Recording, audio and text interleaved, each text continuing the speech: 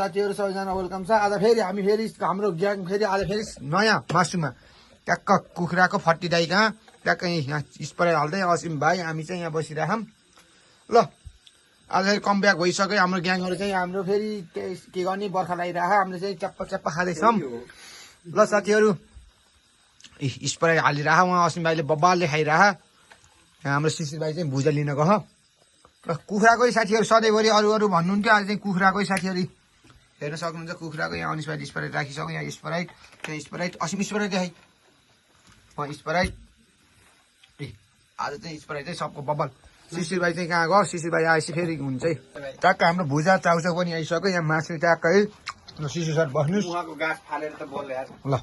ट्याक्क आइसक्यो साथीहरू, शिशिर भाइले यहाँ ल्याएर आइसक्नु भयो खुर्सानी प्याज। हामी चाहिँ हाम्रो ज्ञान चाहिँ यति गाउँमा चाहिँ अहिले भएको युवाहरू चाहिँ यहाँ म पनि यहाँ छु।